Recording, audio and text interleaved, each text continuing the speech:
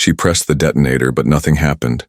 That's when she realized someone had already disarmed the bomb from the inside. Cut to 12 hours earlier. A brilliant hacker, a missing child, and a cryptic message. Time is the real enemy.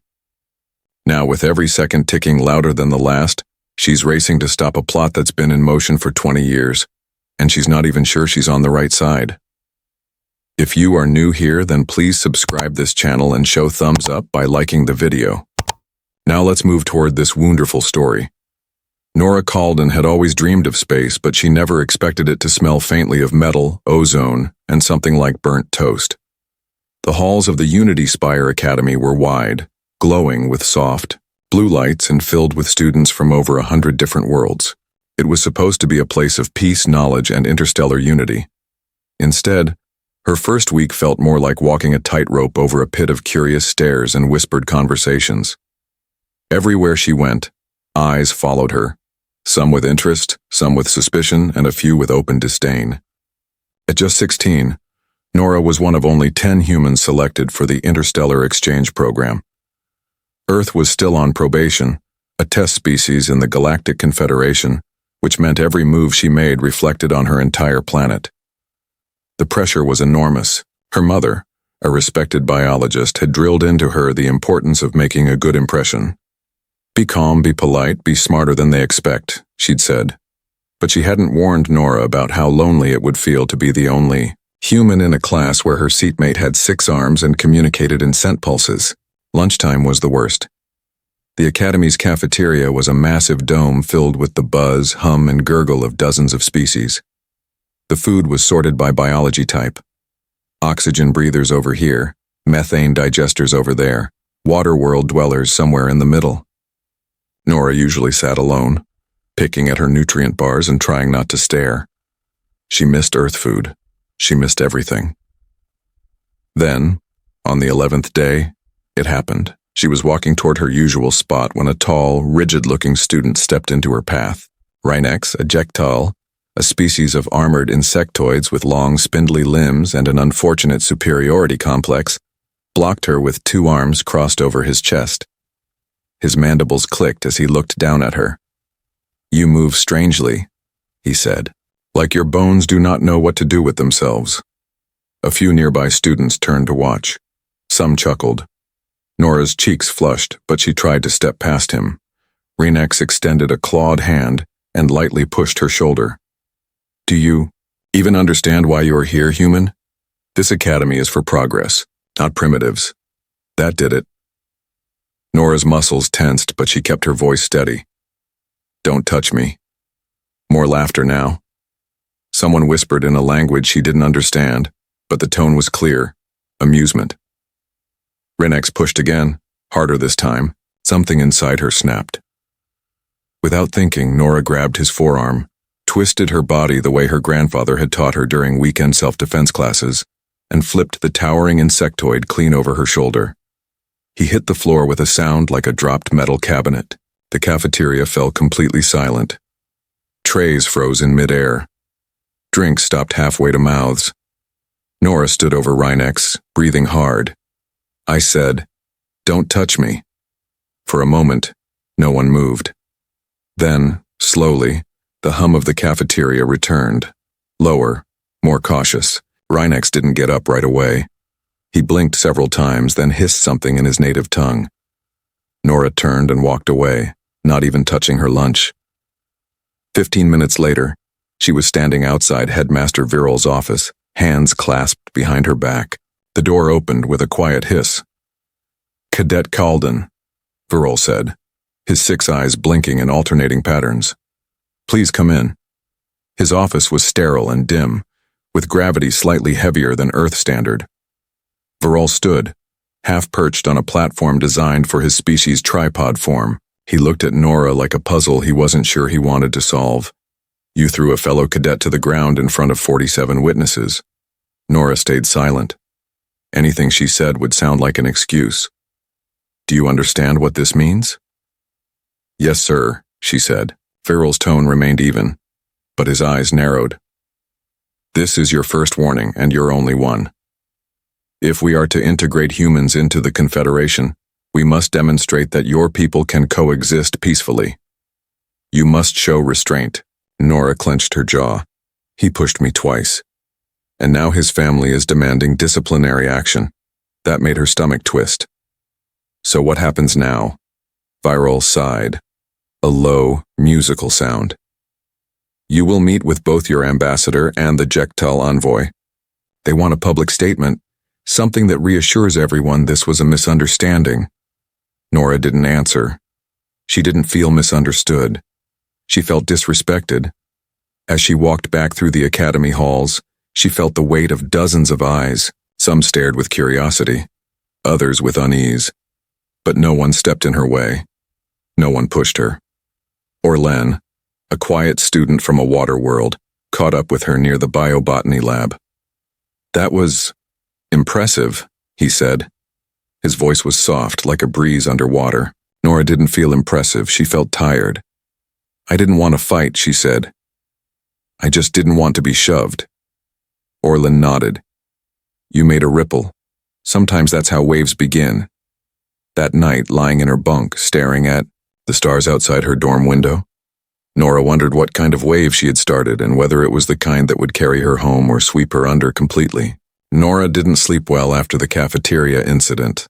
Not because she regretted what she had done, she didn't, but because she had the uneasy feeling that something bigger was happening, and she didn't understand what it was yet. The academy halls felt different the next morning. A little quieter, a little more watchful. The alien students didn't whisper as much when she passed, but their eyes followed her with sharper interest. She had made a ripple, like Orlen said. Now the question was, what would it turn into?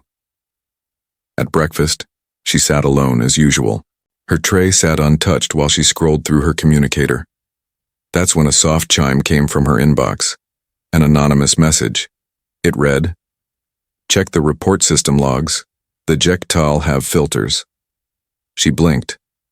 What did that mean? Was it a joke, a threat? She forwarded it to herself and tucked the communicator away. She didn't like puzzles without answers. After morning classes, she found Jelmy in the hydro wing. Jelmy was one of the aquatic species, a tall, graceful being with smooth, glimmering skin and the ability to sense subtle shifts in emotion. They communicated mostly by light pulses and watery tones, but they could speak basic language well enough. Nora liked Jelmy. They didn't stare. They didn't judge. "Did you send this?" Nora asked, showing them the message. Jelmy looked, then gave a soft nod. "Your reports, about Rhinex. They were redirected." "What does that mean?" Nora asked, her voice sharp with confusion.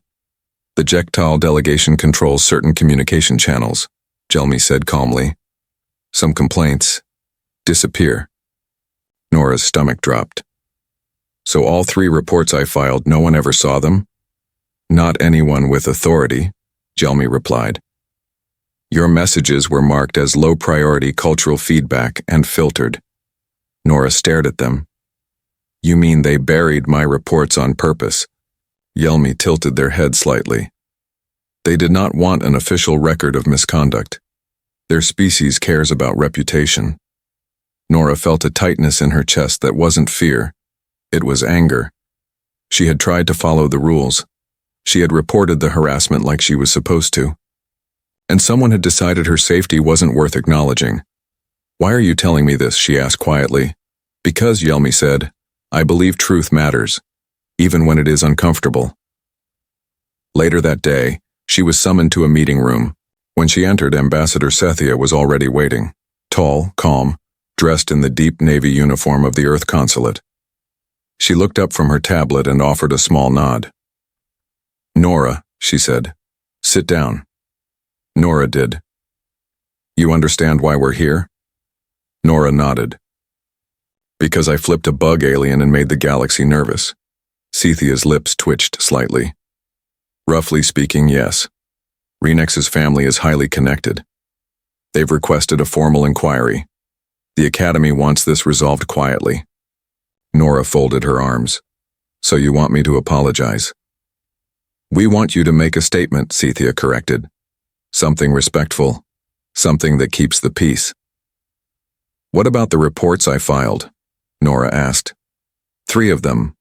Not one got through. Cynthia blinked, surprised. That wasn't in the files I received. Because they were intercepted, Nora said flatly. Jelmy confirmed it. Someone covered it up. Cynthia's expression hardened. Can you prove it? Not yet, Nora admitted. But I will. There was a long pause. Then Cynthia leaned back in her chair. This makes things more complicated. Nora shook her head. No, it makes them more clear. I defended myself after being ignored and dismissed, and now they want to paint me as violent? It's politics, Cynthia said gently. You're not just a student here, Nora, you're a symbol. Every move you make reflects on all of us. Nora stared at the floor. So I'm supposed to keep quiet, even when I'm right? You're supposed to be smart, Cynthia replied. Sometimes silence speaks louder than outrage. Sometimes grace is more powerful than proof. But that wasn't good enough for Nora. Not this time. When she left the meeting, she wasn't angry anymore. She was focused. She went straight to the Academy archives. It took hours, but she eventually found what she was looking for. A backup copy of her original message log, automatically saved on the network. It showed her 3 reports and their strange routing codes. She cross-referenced them against the Academy's standard system. They didn't match. Someone had clearly altered the pathway. She uploaded the logs to a secure drive. Then she sent a message to Ambassador Cynthia. Found the proof. 2 days later, a formal hearing was scheduled.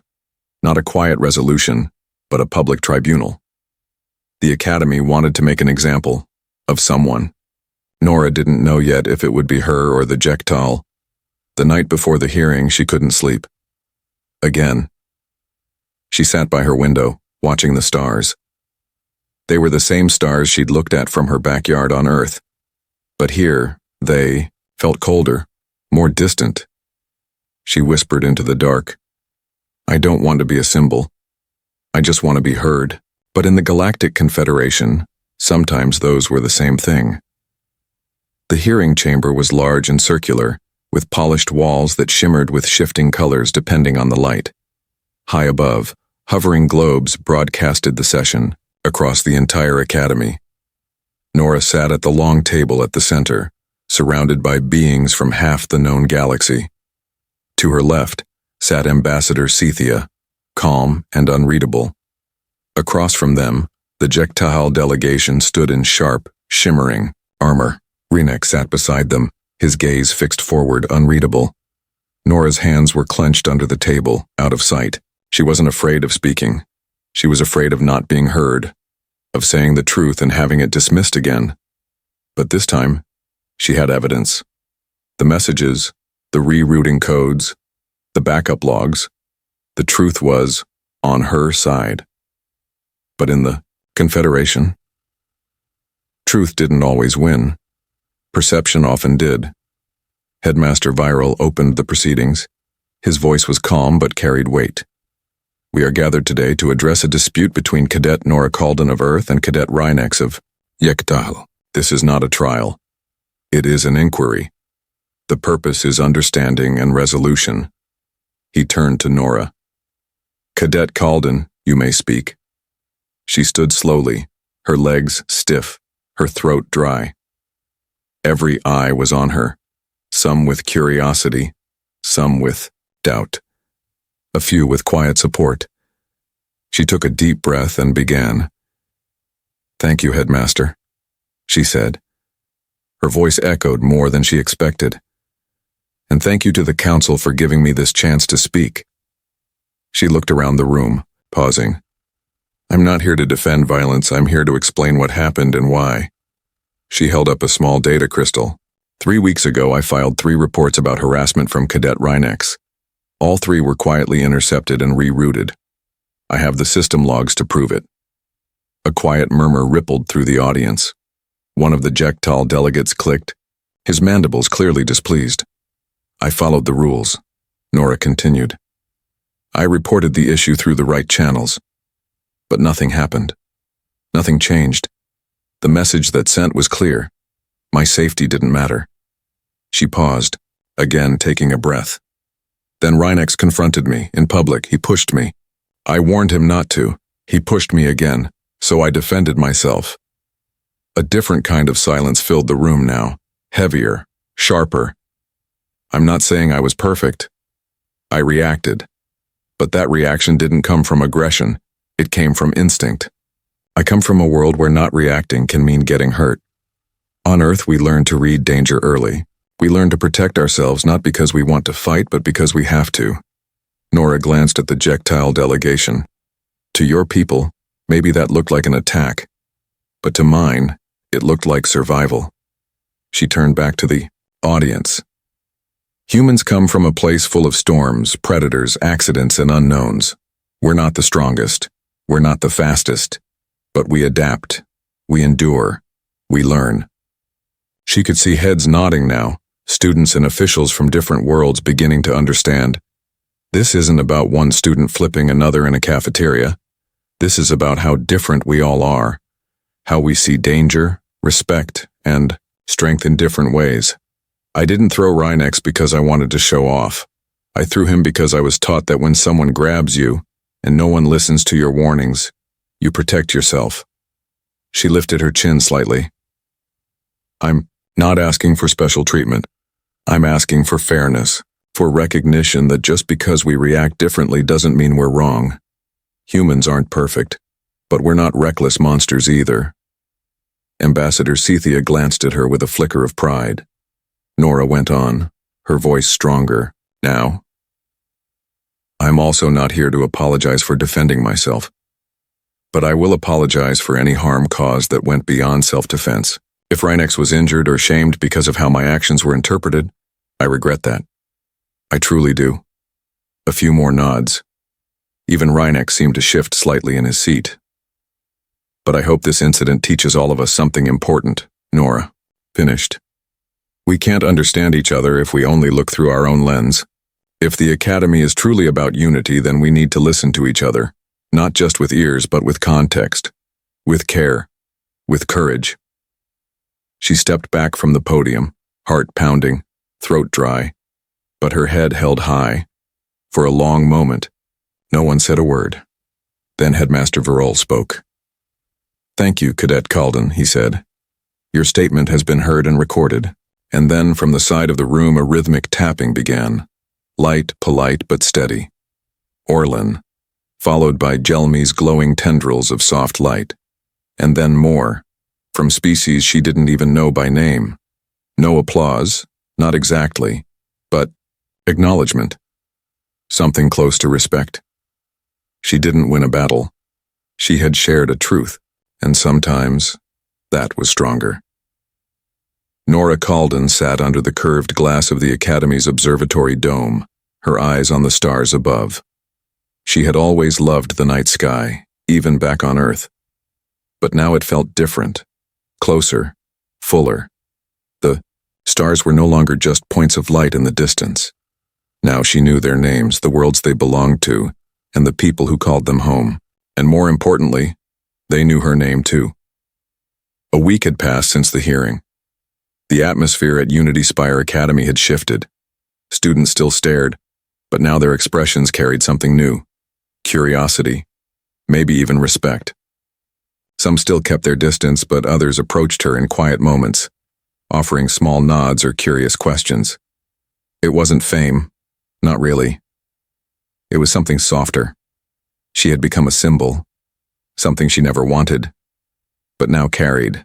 With cautious pride, the Confederation Council had called an emergency session. Originally, Earth's full membership wasn't scheduled for review until the following year. Now, because of what happened in that cafeteria and what she had said, in that hearing they were voting early. Nora had been invited to attend the session as an observer. Ambassador Cynthia made it clear she wasn't required to speak, but everyone knew she would be watched closely. Before the session began, a message blinked across her communicator. It was from Rhynex, short and simple. Meet me at the garden fountain, 10 minutes. Curious and cautious, Nora slipped away from the observatory and made her way to the arboretum. The artificial garden glowed softly in the twilight, filled with plants from dozens of worlds.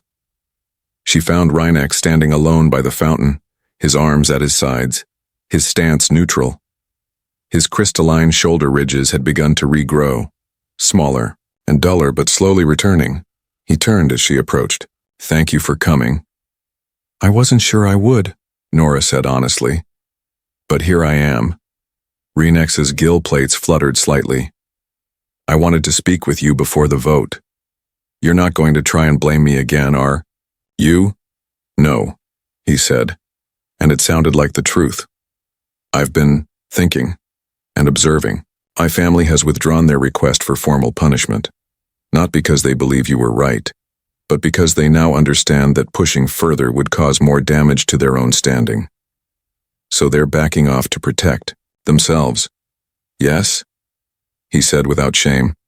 "But for me, it's different. I didn't expect to feel what I did that day. When you threw me, I expected humiliation, but I felt something else." Nora raised an eyebrow. "Pain?" "Respect," Rhynex said quietly. "You were not trying to dominate. You were setting a boundary. We have different rules, you and I. Different instincts. But I saw yours, and I recognized it." She looked at him closely. "So, what are you saying now?" "I'm saying that, if the vote passes and your species becomes a full member, I will not oppose it," he said. "And if anyone in my circles questions it, I will say you earned your place. Not through force, but through understanding." Nora let out a breath. She hadn't realized she was holding. "That means more than you know." He nodded once. "Good luck today, human." "You too, Jektal." When she returned to the council chamber, the session had already begun. She took her place beside Ambassador Sethia, who gave her a subtle smile. One by one, the council members spoke. Some raised concerns. Others voiced support. A few referenced her speech directly. She listened carefully, trying to remain calm. She had no vote, no official power, but she had started something. And now, it was moving forward without her needing to push. When the final vote was called, the room went still. The Algorian chairperson spoke clearly. "The motion to grant Earth full Confederation membership has passed." Nora felt warmth rush through her. It was done. Her planet was no longer just a visitor in the galaxy. They were part of it now, truly, officially, undeniably. "Ambassador," Sethia leaned close. "You made this happen."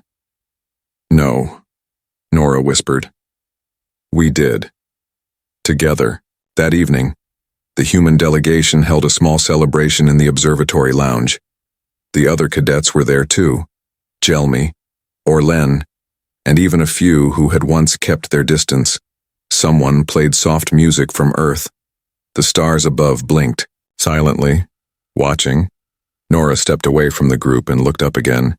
She didn't feel small anymore. She felt real, heard, understood. For the first time since she arrived at the academy, she didn't feel like a stranger in the stars. She felt like she belonged. The ripples she made had become waves, not ones that crushed, but ones that carried. And somewhere out beyond the glass dome, those waves would keep moving. Across space, across species, across generations. Because one voice, when spoken with honesty and courage, could change more than just minds. It could change the tide.